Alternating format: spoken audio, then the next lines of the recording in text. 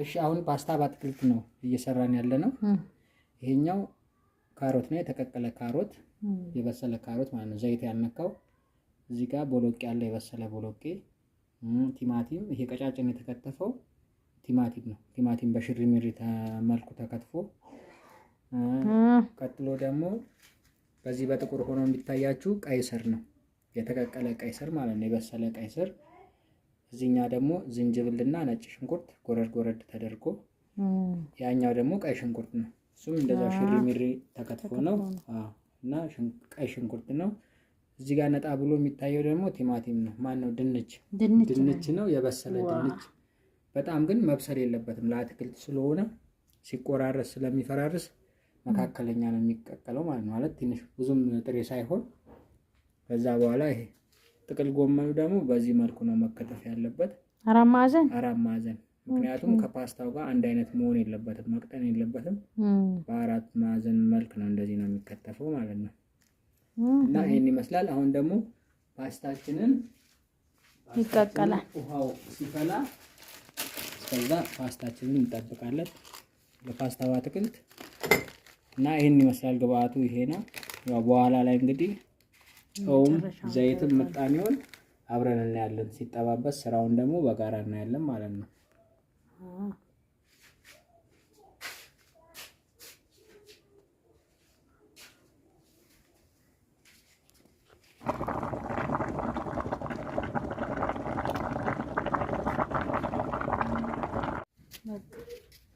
ዝንጅብልና ነጭ ሽንኩርት ጎረድ ጎረድ የተደረገ ነው።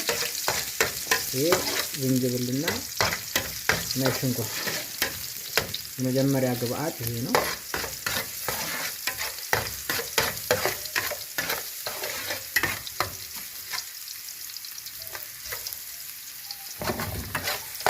በዚህ መልኩ ትንሽ በሰል እስከሚል ዝንጅብሉ ለሁሉም የምግብ አይነቶች በተለይ አሁን ለምንሰራው ጥሩ ቃና ያመጣል ከነጭ ሽንኩርት ጋር ማለት ነው።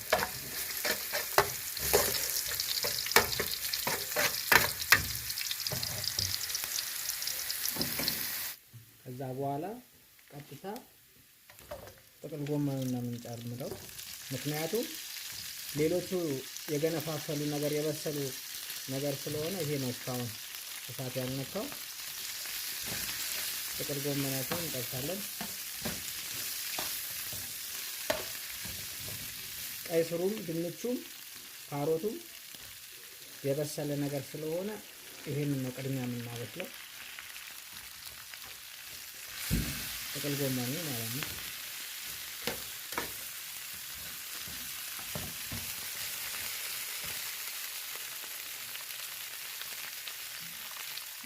ያው ይሄ በነጩ ተሰራ እንጂ ከለሩን ለመቀየር ትንሽ እርድ ማድረግም እንችል ነበር ቅድሚያ።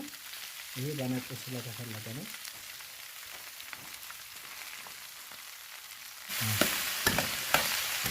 ይሄ ያስገደነ ፎርጌታ ይሄ የሚሰራበት ጭልፋ ፎርጌታ ይባላል። ያጭሯ ጭልፋም ረጅሙ ጭልፋ ፎርጌታ ነው የሚባለው። እሺ አሁን ጥቅል ጎመኑ በመብሰል ላይ ይገኛል። በነገራችን ላይ እስኪ በስል አይጠበቅም እና ያው ስራዬን ሲጀምር በመጀመሪያ ማለት ምግቡን ስሰራ ዝንጅብልና ነጭ ሽንኩርት ነበር ያደረኩት። በመሃል ያው ጥቅል ጎመኑ በሰል ሲል ሽሪሚሪ አድርጌ ቀይ ሽንኩርት ጨምሬያለሁ። ምክንያቱም አትክልት ስለሆነ ትንሽ ቀይ ሽንኩርቱ ጣዕሙ እንዳይጠፋ አብሮ እንዲቀርብ ቀይ ሽንኩርት በትኜበታለሁ እና ይሄዚህ ደረጃ ላይ ነው ያለው። አሁን ለበለብ ነው ማለት ነው። አትክልት ነው መብሰል የለበትም። አሁን በዚህ ደረጃ ላይ ሲሆን ፓስታው ይገባል ማለት ነው። አሁን ባያችሁት መሰረት ፓስታውን እየጨመርን ነው። ፓስታችንን በዚህ መልኩ ጥቅል ጎመኑ ላይ እናደርጋለን።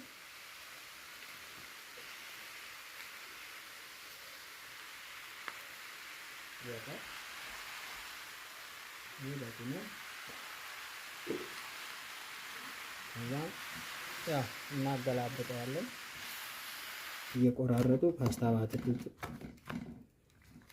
ማለት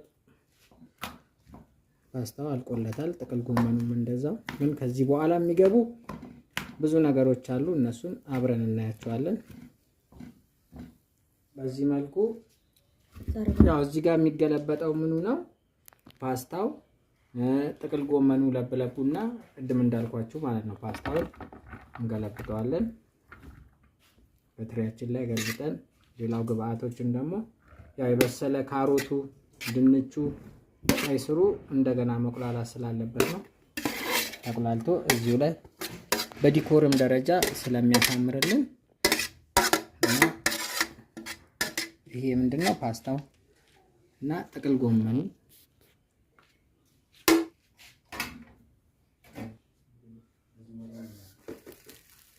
አሁን ዘይታችንን ጨመርን።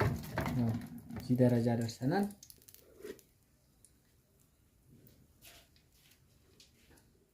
ዘይት ነው፣ ቅቤ እንዳይመስላችሁ። ይሄ ዘይት ነው።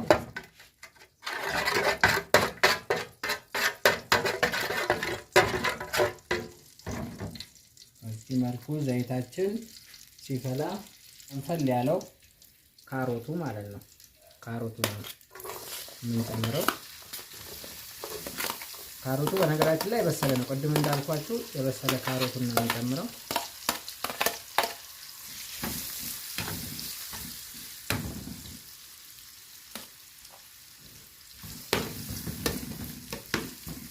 ካሮት ቀጣይ ደግሞ ቦሎቄ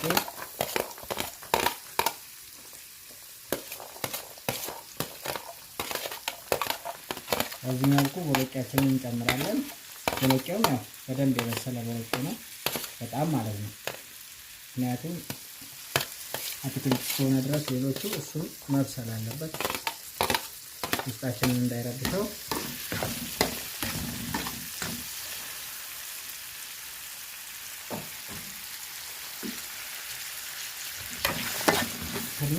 ቀይ ስር ለመልክ ያክል በአራት ማዕዘን የተከተፈ ቀይ ስር ማለት ነው። በአራት ማዕዘን ገና ረጃጅሙም አለ። እኛው በአራት ማዕዘን በዚህ መልኩ ተከትፋ የተዘጋጀች ነው። ለመልክ ያክል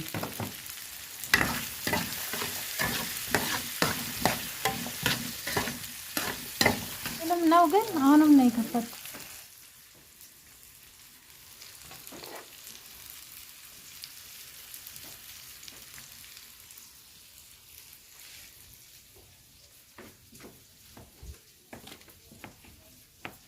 ድንቻችንን በዚህ መልኩ በቀጫጭኑ ከትፈናል። የተቀረው ክብም ቢሆን ችግር የለውም። ቀይ ስሩም በቀጫጭኑ ተከትፏል። ያው ቅድም እንዳልኳችሁ ቲማቲሙም እንደዛው ተከታተፈ ነው።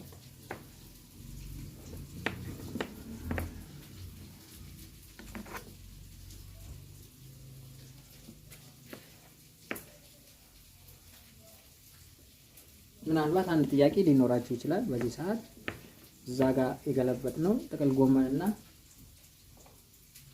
ፓስታው አይቀዘቅዝም ወይ ላላችሁ ሰዎች ያው የምትሉም ካላችሁ ይሄ ከላይ ሞቆ ስለሚቀርብ ለዛ ነው እና ያው ጭምልቅልቅ እንዳይል እንዳይጠባበቅ ነው። ያኛው ብዙም አይቀዘቅዝም።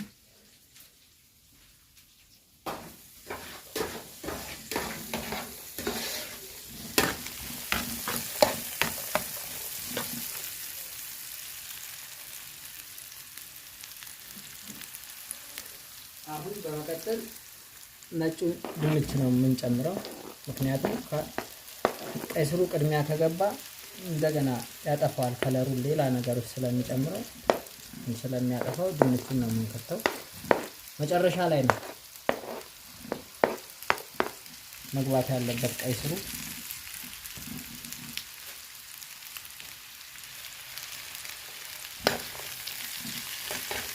ድንቹም እንዳይቦካ በዝግታ ነው መማሰል ያለበት እና ማስለው ቀስ እያልን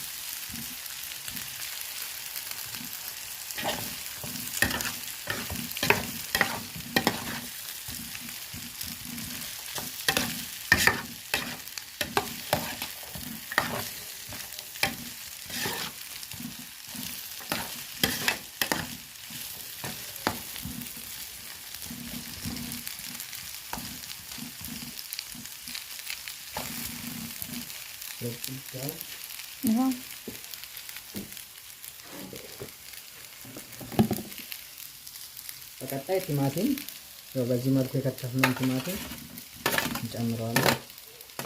ቲማቲማችን ገብቷል። ቲማቲሙ የተፈለፈለ ስለሆነ ነው፣ ይሄ የውስጡ ስለወጣ ነው።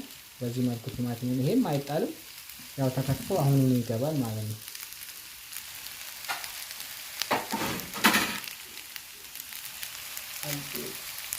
አሁን ጨምርበትና ይሄንን መልሰን እንገለብጠዋለን ማለት ነው። ለምን ቀይ ስር አለ። ቀይ ስር ለብቻው ገና እንደዚህ መልኩ ይሰራል። ቀይ ስር በብዛት እዚህ ላይ ከገባ እንዳለ ምን ይሆናል? ቀይ ይሆናል ምግቡ። ማን ነው ይጠቁራል። ምግቡ ይጠቁርና በጣም ሌላ አይነት ምግብ ነው የሚመስለው። ስለዚህ ሶስቴ ነው መጥበሻው ራሱ መጣድ ያለበት ማለት ነው። በዚህ መልኩ ነው መሰራት ያለበት። አሁን ሁሉም ግብአቶች የራሳቸውን መልክ እንደያዙ ነው ያሉት እስካሁን። ምክንያቱም ደጋገምኩባችሁ ከይቅርታ ጋር ቀይ ስሩ ለብቻው ነው መጣድ ያለበት ማለት ነው። መሆን ያለበት በዚህ መልኩ ነው። አሁን እንደገና ለሶስተኛ ጊዜ መጥበሻችንን ጣርን ማለት ነው።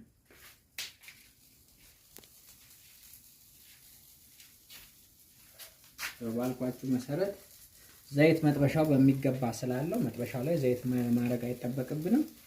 አሁን እዚህ ጋር ቀይ ስሩ ይገባል ማለት ነው። ቀይ ስሩ ለብቻው በዚህ መልኩ ቀይ ስሩ በዚህ መልክ ለብቻው ነው መሆን ያለበት። ጨው ለብቻው እናደርግበታለን። ምክንያቱም ጨው መጥበሻ ላይ ብዛት ጨው ስላለ እንዳይበዛብን ጨው ያለው ምግብ ብቻ እንዳይሆን በዚህ መልኩ መጥበሻው ላይ አሁን ምንም አይነት ዘይት እየታየ አይደለም። ምክንያቱም ይሄ የበሰለ ስለሆነ ቅድም እንዳልኳችሁ ተደረቆ ቢሰራ በላ። አሁን እዚህ ጋር ምን እናደርጋለን? ቀይ ስራችንን ለብቻው እናደርጋለን ማለት ነው። ከላይ ቀይ ስሩ በዚህ መልኩ ከላይ ሆነ ልክ እንደ ማህበራዊ እንደማለት ነው። ማህበራዊ ሰራን እንደማለት ነው። ሌላው ያው በስርዓት አመጋገቡ ላይ እንግዲህ ከኪችን ወጣ ብለን ሳሎን ላይ በምን አይነት መልኩ እንደምንመገበው ወይም ደግሞ እራት ላይ እንደሚቀርብ እናያለን ማለት ነው። እናመሰግናለን። ይቀጥላል።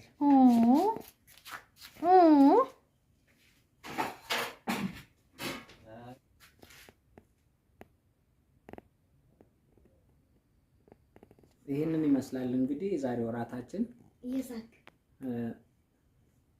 ይሄን ይመስላል። ይጣፍጣል፣ በጣም ይጣፍጣል። ቤታችሁ ሞክራችሁት ይጣፍጣል እንደምትሉን ቀለል ብሎ ሆድ ውስጥ የማይጨንቅ አይነት ምግብ ነው።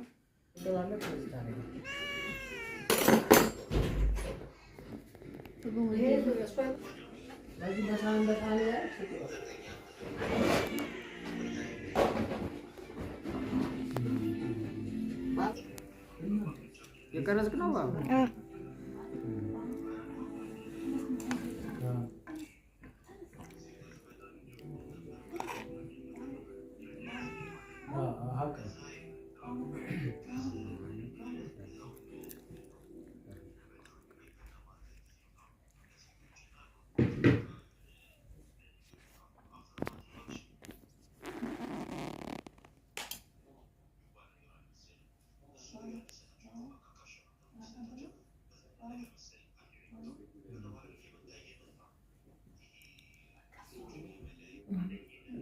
ፓስታውንም አድርጋ